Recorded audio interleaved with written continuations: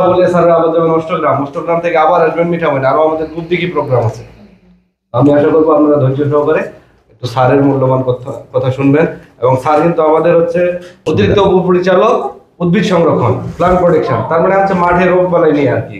এই মুহূর্তে কিন্তু আমাদের কিন্তু শীতের জন্য আজকে দেখলাম, আমি সকালে আসি প্রায় 5-6 জন কৃষক আসছেন, মানে ধানের যে রোগ দেখলাম যে অনেকের ওই যে পাতা মাছি খাইছে, মাজরা হয়েছে, অনেকের গোড়া পচে গেছে, প্রচুর রোগ কিন্তু আসা শুরু করছে। আপনাদের সাথে এসব বিষয় নিয়ে, সমস্যার বিষয় নিয়ে স্যার মূল্যবান কথা বলবেন। আর যেটা আমাদের টপিক সেটা নিয়ে আমি পরে স্যারের ফোনে ক্লাস নিব। অসংখ্য ধন্যবাদ কৃষি সম্প্রসারণ অফিসার মাহবুবকে।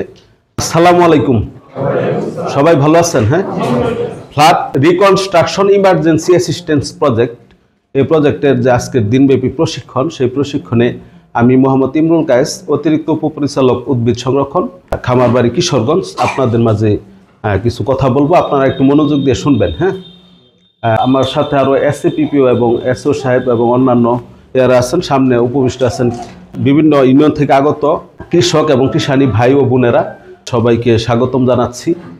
আসলে এখন বুড়ো মৌসুম চলছে, সংক্ষেপে কয়েকটা কথা বলবো। বুড়ো ধানের ক্ষেত্রে মাজরা একটা পোকার আক্রমণ হয়, তারপরে পাতা মোড়ানো পোকার, মাহবুব বলল পাতামাছি অবশ্য মেজর না, এছাড়াও কিন্তু আর ছত্রাকজনিত কিছু মারাত্মক আকারে আক্রমণ হয়, যেমন নেক ব্লাস্ট।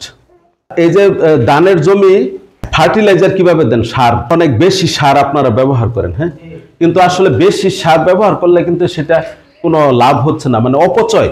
যেমন ইউরিয়া সার আপনার যখন চারা রোপণ করেন, রোয়া লাগানোর পরে কতদিন পরে দেন প্রথম ইউরিয়া সার? 10-12 দিন পরে। ঠিক আছে, উত্তর। আর এই জমি তৈরির সময় কি কি সার দেন?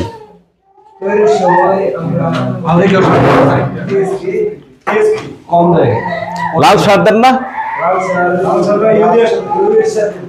না, জমি তৈরির সময় ইউরিয়া সার দিবেন না। এইখানে জমি তৈরির সময় যদি ইউরিয়া সার দেন, আসলে ট্রেনিং এ যদি একটা জিনিস আপনারা শুনেন, ওইটা যদি পরবর্তীতে মানেন, তাইলে কিন্তু আপনাদের লাভ হবে। কারণ ইউরিয়াটা হচ্ছে যখন প্রয়োগ করা হয়, এটা কিন্তু খুব দ্রুত এটা রিলিজ হয়ে এটার কার্যকারিতা শেষ হয়ে যায়। যেমন ইউরিয়ার কিছু পানির সাথে মিশে হয়ে যায়, মাটির সাথে কিছু লিচিং লস হয়ে নিচে চলে যায়, আর মাটিতে কিছুটা থাকে। এখন যদি আপনার জমিতে ফসলই নাই, এটা হলো দ্রুত রিলিজ হয় ইউরিয়া, তাহলে ওই ফসল ওই খাবারটা কি খেতে পারলো না। তো তাহলে আপনি যদি ধরেন যে বিঘাতে কত কেজি দেন, আপনারা কি বিঘা হিসাবে দেন না কি হিসাবে? একরে যদি 1 বস্তাও দেন, ওই 1 বস্তা পুরাটাই অপচয় হলো। 1 বস্তা ইউরিয়া সারের দাম কত? 1400-1450 টাকা আপনার সম্পূর্ণ জলে গেল।